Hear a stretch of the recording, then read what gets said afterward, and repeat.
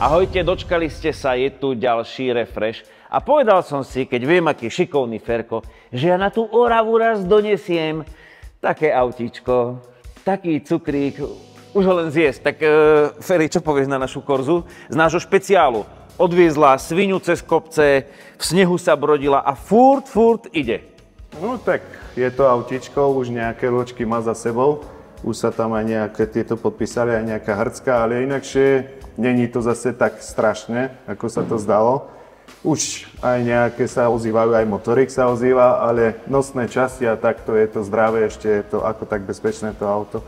A spravíme aspoň podvozok, brzdy, postaráme sa o to, aby to aspoň brzdilo a bolo bezpečné.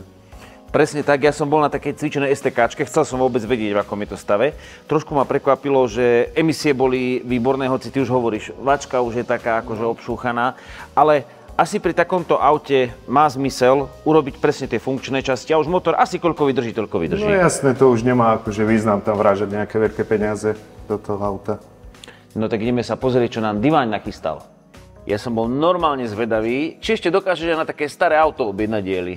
Nebolo to také náročné, síce VIN číslo ani jeden katalóg nechcel zobrať, takže museli sme ísť cez kategórie. Bolo tam viac typov, ale vytipovali sme správne. Uvidíme, či to pasovať ešte bude. Dobre, a v podstate s Ferkom ste urobili takú výberku, že čo ideme na tom aute urobiť, tak pozerám, aha, zadné brzdy sa idú robiť. Áno, vlastne je to predmontovaná sada čelusti, sú tam už pružinky, sú tam valčeky, jednoducho to len vložíme donútra. Jednoduchšia montáž ako teraz pružinky, zakladať a podobne. Už keď sme riešili aj tie čeluste, budú nové ložiska vzadu. Gumy na výfuku sú poškodené. Hej, lebo ty už takto búcha. To už by išlo odpadnúť každú chvíľu. No a lanka sa dajú vlastne na ručnú brzdu, nové tiež. Ja som myslel, že to sú také, vieš, tieto plážové deky, také to vyzeralo, to sú lanka, dobre. A už sme také detailiky, nové stierače a podobne. Dolejeme ostrekovač, ináč takáto sada sa mi páči osobne, lebo potom som už aj takéto navozíky tieto prívesné kupoval, vieš, lebo keď ti to príde v kúskoch, tak teraz ktorá pružina bola, nafotil som si, takže toto sa mi páči. Hej. Dobre, tak Ferko je šikovný, poďme na vec. Tuto táto šrauba je akože OK, to pôjde povoliť pri výmene oleja. No ale akože vidíš, nebolo to úplne akože strašidelné to auto. Však to, že hlavne tie nosné časti, ako čo držia ramena a tieto priečné nosníky, prahy, to vyzerá ešte celkom slušne na tie roky, čo to má za sebou to auto. Aj výfuk ešte možno, dáčo, no tuto už je trošku hrdzavý. Je pochytaný hrdzou, ale ešte nie je nikde deravý. A ktoré gumy hovoril Divaň? Aha, táto je na prasnutí. Obidve, aj tu sú obidve úplne, že už také... Aha, hej, už je to vylajdané, no. Dobre, tak to bude. A tie lanka pôjdu vymeniť? Pôjdu, hej. Počkaj, oni ako idú? To ide len tu tak. To je len tak natiahnuté. Do tohto spojené touto trubkou. Je to takto je urobené. Vieš, a ono to trošku pridiera na týchto tu ramenách. Aha, tak takýto systém som ešte nevidel. To často býva?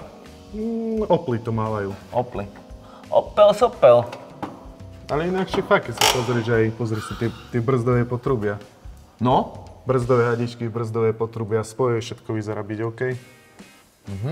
Predné brzdy sú dokonca ešte aj nové tam už založené. Áno, to som si všimol. A tie ramená, no, tak až tak strašne. Ramená majú povrchovú hrdzu, ale akože nové tie 7 bloky nie sú akože ideálne, akože 100%, ale nie sú ešte v takom stave, že by bolo nutné ich meniť. Čapy sú v poriadku, manžety na polosách v poriadku. Motor trošku dýcha, ale na tie kilometre a tie roky to je taký únik, nič. Hej, tuto vpredu je kúštik, ale to nie je ani ten kvapkací, to je také nie, ako oslzené, no. Jak to sa hovorí, že sa zapotil trošku. Pozeráme, že aj zadné bubny sú dobré. Ferko, ty si ich premeral dokonca? Ja som ich premeral, vidíš, tu máš normu. 201,4 je tá maximálne. Bubna majú 200.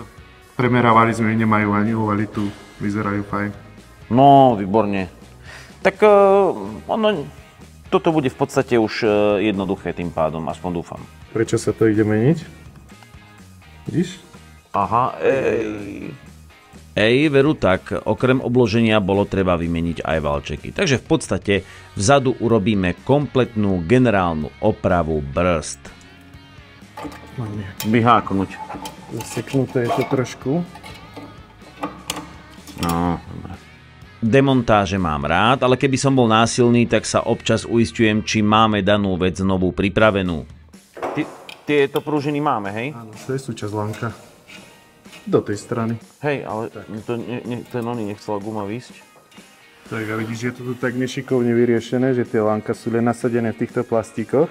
Aha. A ono, keď trošku prihrdzavie lanko, tak začne v tom zadrhávať. Čiže ono v podstate tu samotné lanko len ide, to nie je v bode, čiže je to vonku vystavené. Ono, keď takto začne hrdzavieť, nemaže sa to. Áno. Malo by sa to častejšie mazať. Potom to tam začne zadrhávať a ručná zostáva visieť. A viete, čo je najnutnejšie mať k refreshu? Sekretárku, čo ti kávu donesie. Ja sa páči chlapovi. Divaň, ale ty sa ukazuješ ako schopný. Všetko musíš riadiť, vidíš. Co to? Všetko musíš riadiť. Ja som hovoril, že to je riaditeľ. Ale vidíš, tu sa šéf nezaprie, 2 kávičky, robotník nič. No, presne. Si kávu pil, tak... Tu sa to ukázal. Hej, že ako myslia na personál. Presne tak. Ja, toto je výborný, tento kľúč na trubky. A to sa dá kúpiť u vás? Hej. Lebo to je také praktické celkom. Nestrháva hrany. Hej. Takže máme valček rovnaký. Toto môžem ešte nechať na tom odzdušňováku. Ale toto už musím dať dole. No. A odzdušňovák prepchá sa aj tam diera, či... Prepcha. Hej. A valček tam pasuje absolútne presne. Stačí ho pritiahnuť a príde na rad kontrola, či diván dobre objednala lanká ručnej brzdy. Toto ide takto sem. Toto by mohlo byť. Akurát toto musíme dať dole. No, to je nastavovanie ručnej, to musíme si trošku sa s tým potrápiť, bo to bude zahrdzavené. Dobre, tak ty sa trábi a idem tam toto natiahnuť.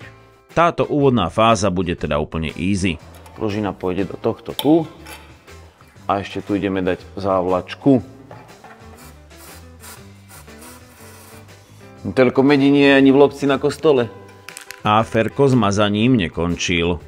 A všimnite si, s akým rešpektom tie čeľuste preberám. Dobre. A toto odporúčaš dať ako? Ako treba, Rastík? Ja som sa bál, aby sa mi to nerozišlo, vieš? Vojtačonka, Paťo Mirga. No, výborne. Jasné, že profíci nemajú vyrážky zo zakladania zadných čeľusťových brzd, ale ja nemám rád, keď sa mi to šmíka, posúva, kým si to nájde tú správnu polohu, ale našťastie okrem svojich 2 ľavých rúk mám ešte 2 pravé Ferkové ruky. No a teraz príde to najobľúbenejšie. Koliky sú?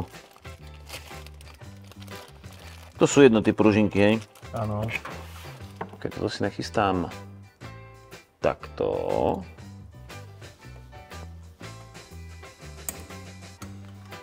Tak, a ešte to pekne do toho cvakne. Počkaj. Áno, teraz asi všetci s napätím čakajú, či mi to nestrelí do tváre, ale... To by sa vám páčilo automechanikom, len kotúčové brzdy zakladať, to potom zarobíte veľa. Tak. Presne rovnakým spôsobom vymeníme aj druhú stranu, už to máme všetko naučené, no a následne príde tá povestná čerešnička na torte. Že to tak spochlač? Myslíš, že to je tam toľko toho namliagané? Lankový systém ručnej brzdy, kedy vlastne ide dozadu jedno lanko a pripojí sa s druhým, ktoré je napojené na pravé koleso a bez boudenu. Jednoducho toto je neprekonateľné. A toto je ale že čo za systém? No, to je také zožraté už. A roky používania zožrali aj gumené držiaky výfuku. Hoci je výfuk nový, kolembá sa hore dole ako hojdačka. Dobre, a tieto závlačky... Ale tie sú už tiež také zvetralé trošku, ale pôjde to. A toto nám v zime klepkalo počas špeciálu. Je to už rozbité na kašu. No. A opäť kontrola, či diván dobre objednal. Dobre objednal. Inak táto korzička je kráľovná závlačiek všeho druhu. Áno, aj v strede auta boli závlačky, ale nezlomili sme ani jednu. A nakoľko sa Ferkovi zdali ložiská v zadných bubnoch už také, no, povedzme chytené, objednali sme nové, nalisovali sme sedlá a pochopiteľne museli sme tie ložiská poriadne namazať. Inak priznám sa teraz k niečomu. Ja mám slabosť na vazelínu. To sa jednoducho nedá.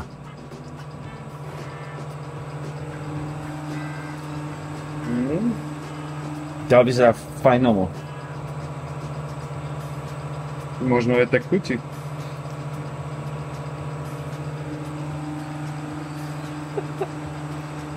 Nie? Je bez chuti. Tak, také. Ma protáhne. A v tejto chvíli došlo ku škandalóznemu odhaleniu, kde sa v gafáckom servise stráca vazelína. Tak. Zatiaľ tak provizorne chytíme, lebo budeme to odzdušňovať, nech sa obloženie si pekne dosadnú. Potom to budeme ešte doštrulovať na samostavok. Si zatiaľ dáme tak. Čo tak, aby to nespadlo? Tak. A čo bolo ďalej, to už asi tušíte.